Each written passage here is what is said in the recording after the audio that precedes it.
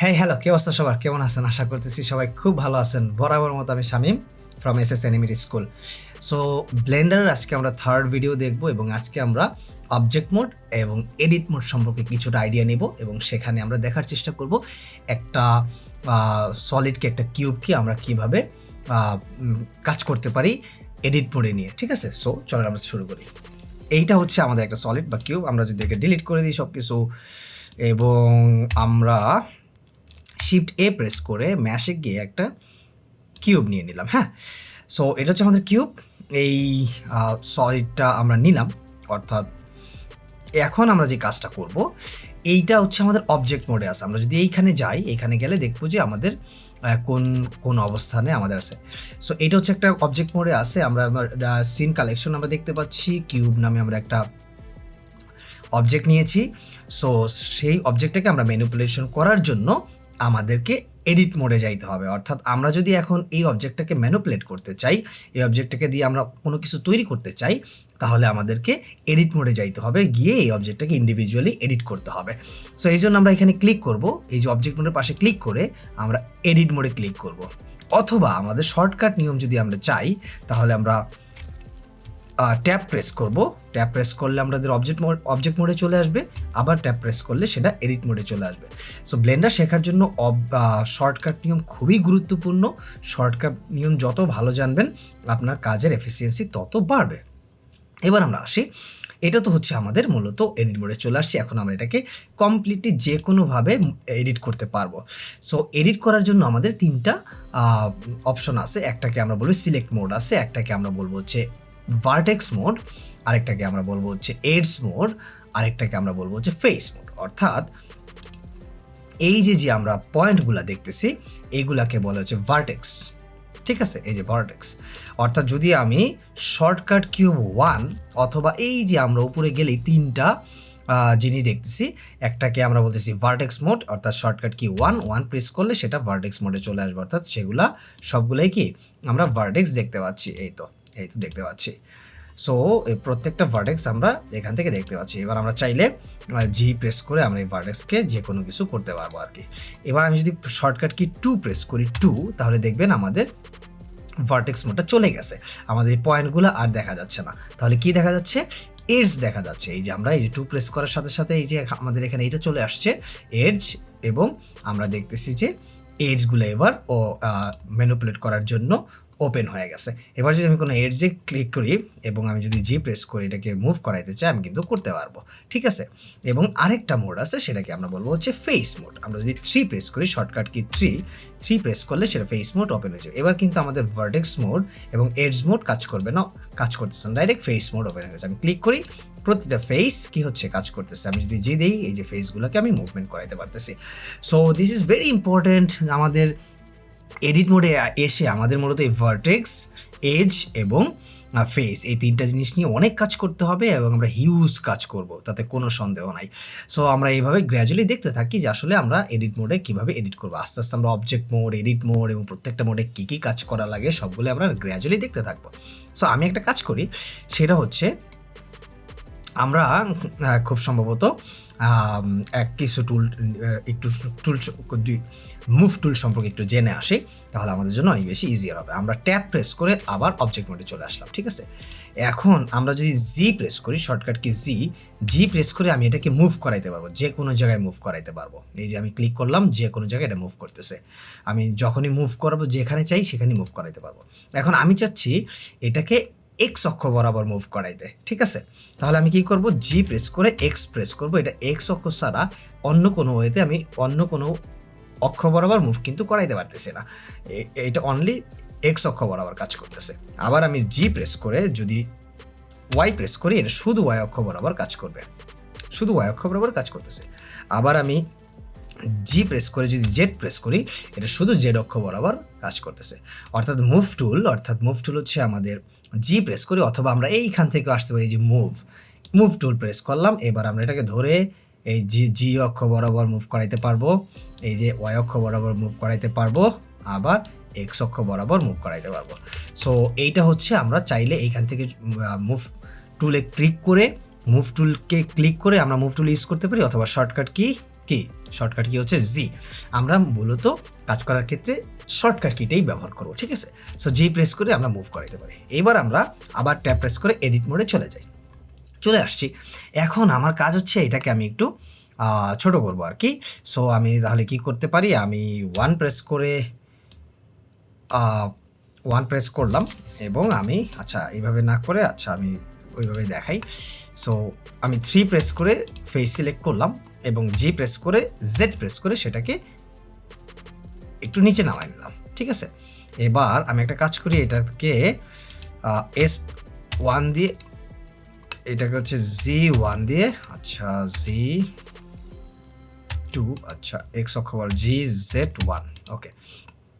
আমরা এটা করে নিলাম, ট্যাব প্রেস করি, ওকে। সো এটাকে আমরা কি করলাম, একটু নিচে নামালাম। কীভাবে নামাইছি এটা আমি যদি আবার দেখাই, আচ্ছা এটাকে জি প্রেস করে যে উপরে ছিল এরকম ছিল, তাই না, এরকম ছিল। সো আমি এটাকে কি করছি, থ্রি প্রেস করে ফেস সিলেকশন মোডটা নিয়ে নিছি এবং এখানে ক্লিক করছি, ফেস সিলেক্ট হয়ে গেছে। এবার আমি মুভ করাচ্ছি এই চারটা যেই ফেসটা আছে, ফেসটাকে আমি নিচের দিকে নিয়ে যাচ্ছি, জি প্রেস করলাম এবং জেড প্রেস করলাম। এই যে নিচের দিকে আমি স্ক্রলটা নিচ্ছি, অর্থাৎ মাউসটাকে নিচের দিকে হোভার করতেছি, এটা নিচে নেমে যাচ্ছে, এই যে নিচে নেমে গেছে, ওকে ডান। এখন আমি চাচ্ছি এইটাকে সাবডিভাইড করতে আর কি, অর্থাৎ এটাকে আমি সাবডিভাইড করবো, অনেকগুলা ভাগে ভাগ করবো আর কি। আমাদের কখনো যদি কোনো সময় যদি আমরা কোনো অবজেক্টকে নেই, সেই অবজেক্টকে আমরা অনেকভাবে সাবডিভাইড করে কি করব, আমরা মুভ করানোর জন্য সাবডিভাইড করলে আমাদের অনেক কাজ ইজি হয়ে যাবে। সেগুলো করে করে আমরা করবো। আমরা যদি লেফট ক্লিক করি, তা মাউসে যদি লেফট ক্লিক করি তাহলে আমরা এখানে সাবডিভাইড এইটা দেখতে পাচ্ছি, অপশনটা দেখতে পাচ্ছি। ক্লিক করলাম এবং এইখানে আমাদের অপশনটা চলে আসছে। এখানে আমি যদি যাই তা আমি কতগুলা ভাগে ভাগ করতে চাইতেছি, এটা আমি যদি দিই যে 10টা ভাগে ভাগ করতে চাচ্ছি, তাহলে আমি ক্লিক করি, এটা 10টা ভাগে সাবডিভাইড হয়ে গেছে।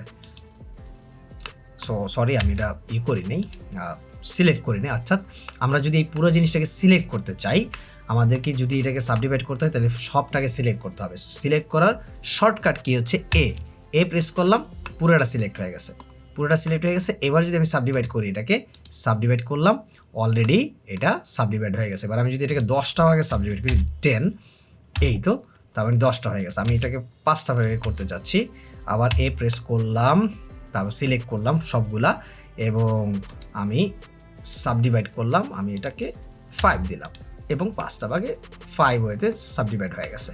কুল, দিস ইজ কুল। এবার আমি চাচ্ছি এই 4টা সিলেক্ট করতে চাইতেছি, তাহলে আমি শিফট প্রেস করে সবগুলাকে যদি আমি এরকম ক্লিক করি, সবগুলা ফেসে যদি আমি ক্লিক করি, এই যে সবগুলা সিলেক্ট হয়ে গেছে। এইবার আমি চাইতেছি এইটাকে প্রেস করে এক্সট্রুড করতে। এক্সট্রুড মানে হচ্ছে আমি এই অংশটাকে উপরে নিতে পারবো, নিচে নিতে পারবো। আমি যদি প্রেস করি, এটা এক্সট্রুড উপরে উঠে যাচ্ছে।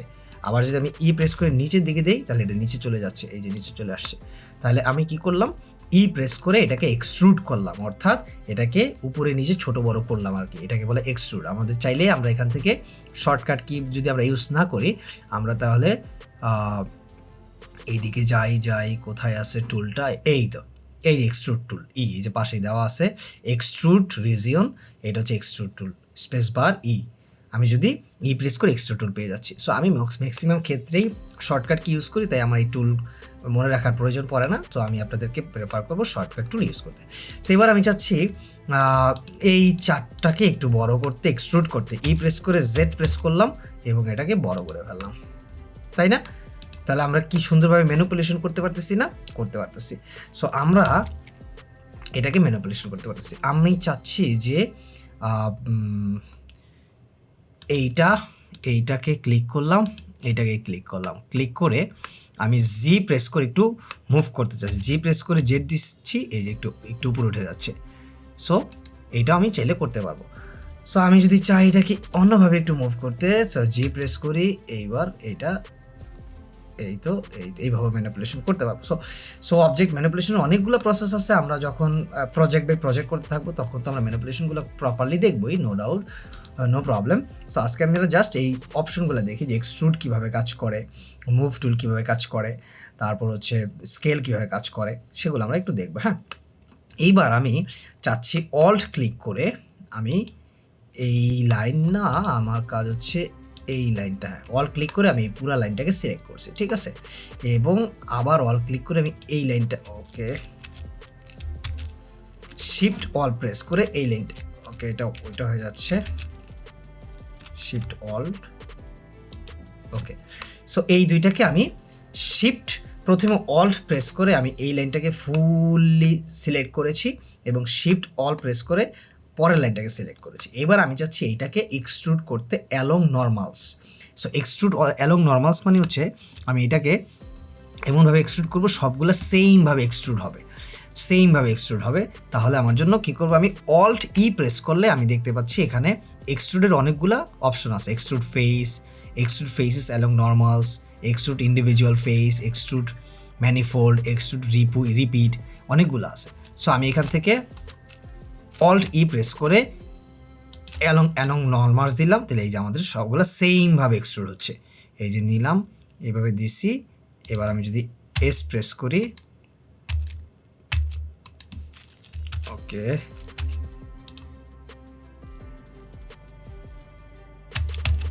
এই তো ওকে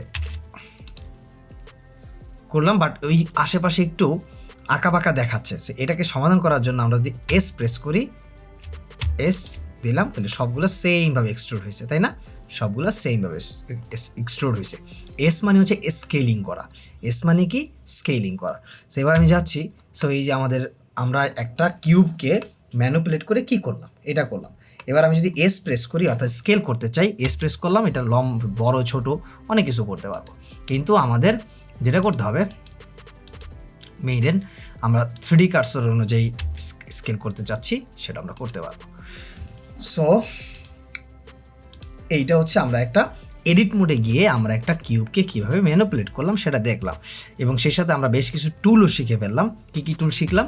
একটা হচ্ছে আমরা ভার্টেক্স মোড দেখলাম, আমরা এডজ মোড দেখলাম, আমরা হচ্ছে ফেস মোড দেখলাম, আমরা কীভাবে এক্সট্রুড করতে হয় সেটা দেখলাম, এক্সট্রুড অ্যালং নর্মাল সেটাও দেখলাম, আমরা সাবডিভাইড কীভাবে করতে হয় সেটাও দেখলাম, ঠিক আছে। আচ্ছা, আমাদের প্রসেস আমরা এই ইউজ করে আমরা যদি ভার্টেক্সগুলোকে দেখি, ওকে, এই হচ্ছে আমার ভার্টেক্স, ওকে। সো আমি যদি এইবার জি প্রেস করে, ওকে, আমি এটা চাচ্ছি না, আমি হচ্ছে এই ভার্টেক্সকে জিজি বরাবর আমি একটু এই দিকে নিয়ে আসলাম, কেমন লাগতেছে? এইবার আমি যদি 2 প্রেস করি এবং আমি এইটাকে যদি ই প্রেস করে এক্সট্রুড করি, কি এক্স অক্ষ বরাবর এইটা এক্সট্রুড করলাম, তার মানে আমি দেখতেছি আমি আমার এই ভার্টেক্সটাকে একটু মুভ করায় আমি আমার এইডসটাকে ব্যবহার করে আমি সুন্দর একটা আরেকটা জিনিস বের করে ফেললাম। এখন এইটাকে 3 প্রেস করে যদি আমি এক্সট্রুড করি, সেটাও কিন্তু করতে পারবো। দিস ইজ ভেরি কুল, তাই না? সত্যি কুল। সো আমরা এখানে আজকে বেশ কিছু টুলসের ব্যবহার দেখলাম। সো আপনারা যে কাজটা করবেন, এই যে যেই যতটুকু করছি এটা জাস্ট একবার প্র্যাকটিস করবেন। এরপরে আমরা আরও অনেকগুলো টুল ব্যবহার করব, অনেকগুলো প্রজেক্ট করব, তাহলে আমাদের জন্য যে কোনো ধরনের মডেলিং করা অনেক সহজ হয়ে যাবে। সো গ্র্যাজুয়ালি মডেলিংটা শিখতে পারলে তারপর আমরা অ্যানিমেশনে বা অন্যান্য জিনিসে যাইতে পারবো। সো আমাদের আরও অনেক কাজ আছে এটাকে ম্যানিপুলেট করার পরে আমরা আরও কাজ করব। মডেলিং করার পরে আমরা শেডিং দিব এবং এটাকে ম্যাটেরিয়ালসে গিয়ে কালারিং করব, লাইটিংটা দিব, ক্যামেরা অ্যাড করা লাগবে, অনেকগুলো কাজ আছে, আমরা সেগুলো ধীরে ধীরে শিখতে থাকবো। সো আজকের মতো এখানে শেষ। সবাইকে ধন্যবাদ, আল্লাহ হাফিজ, বাই বাই, টাটা।